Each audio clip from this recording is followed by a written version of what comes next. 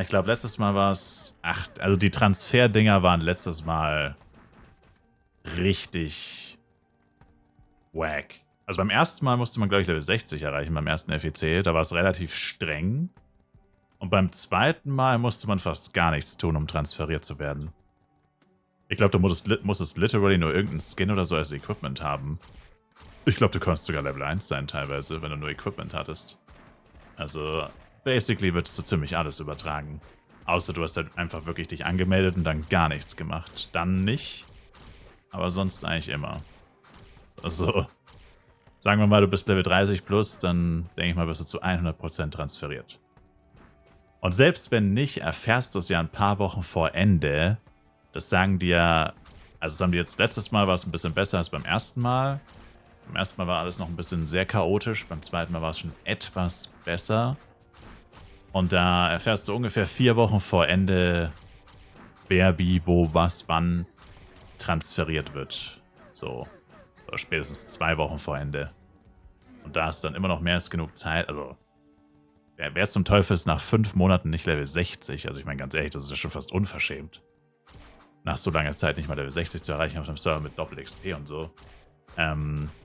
Das grenzt ja schon an Arbeitsverweigerung. Not gonna lie. Und damit kenne ich mich aus mit Arbeitsverweigerung. Und dann hättest du ja noch mal ein paar Wochen Zeit, es dann noch zu erreichen. Und ja, das sollte wohl reichen. Aber sofern du auch nur mal ein paar Stunden richtig gezockt hast da, oder sagen wir ein paar Tage oder Wochen, dann bist du aus dem Bereich, wo man Chars nicht transferiert bekommt, schon jahrelang raus. Meilenweit davon entfernt, nicht transferiert zu werden. Also da muss man sich echt keine Sorgen machen. Das Einzige, was man sich eigentlich wirklich vorher überlegen muss, ist halt, ja, was wir jetzt die ganze Zeit schon gesagt haben. Spielst du 2 oder 8 Chars?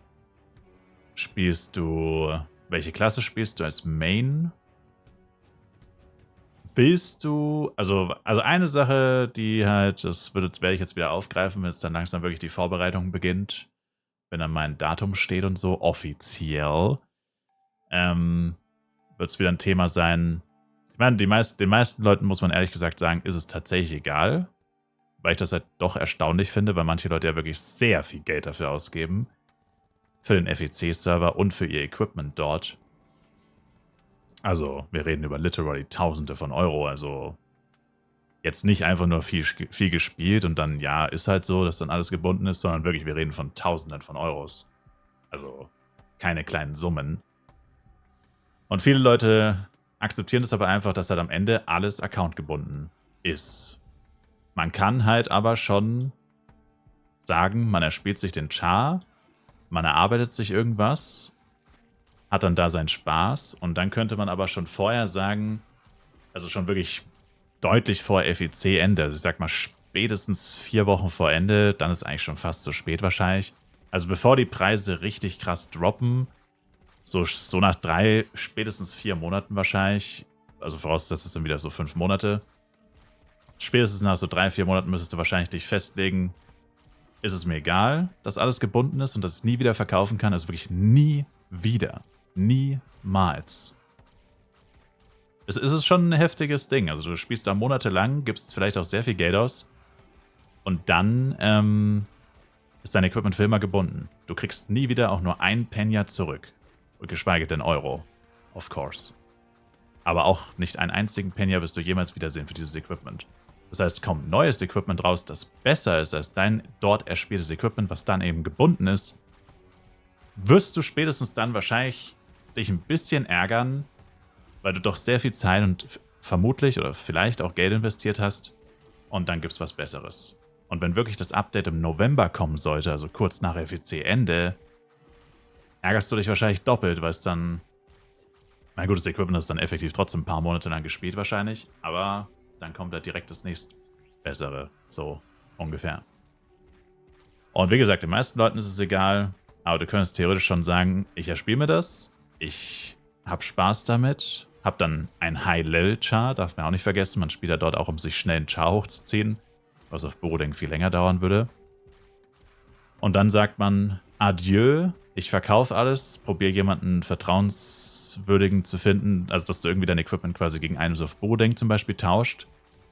Dann machst du ein paar Monate Pause, nachdem du wahrscheinlich ein paar Monate übelst gesuchtet hast, wartest auf den Transfer, dann hast du deine High-Level-Charakter nackt auf Bodeng und dann kannst du ihnen mit den ertradeten Protects oder was auch immer du dir da geholt hast oder Penya, könntest du sie dann ungebunden auf Bodeng ausrüsten und dann vielleicht auch direkt mit einem neuen Equipment, wenn dann schon direkt das Update kommt.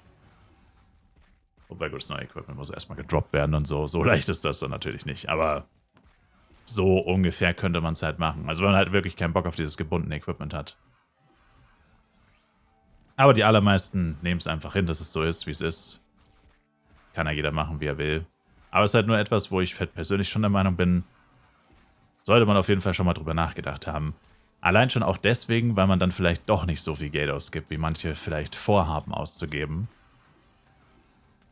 Weil wenn du, wie gesagt, halt den Gedankengang hast, jetzt auf Bodeng 1000 Euro gibst du aus, hast dann halt aber auch ein Equipment, das umgerechnet diese 1000 Euro vielleicht auch wert ist, in F-Coins oder was auch immer. Und du es ja auch jederzeit wieder verkaufen könntest. Also für Penya natürlich. Und dir auch neues Equipment davon holen könntest. Zum Beispiel, du hast keinen Bock mehr auf einen Blade, hast jetzt Bock auf einen Ranger oder so, kannst das Equipment tauschen oder verkaufen. Und das alles geht halt nicht mit dem FEC-Equipment, weil das ist halt dann, wie gesagt, das ist gebunden. Darauf hockst du dann für immer. Das kannst du nicht einfach umtauschen, traden, verkaufen. Das geht nicht. Und zwar niemals. Nicht nur... Ja, niemals. Also das ist halt etwas, wo man schon mal drüber nachgedacht haben sollte, denke ich.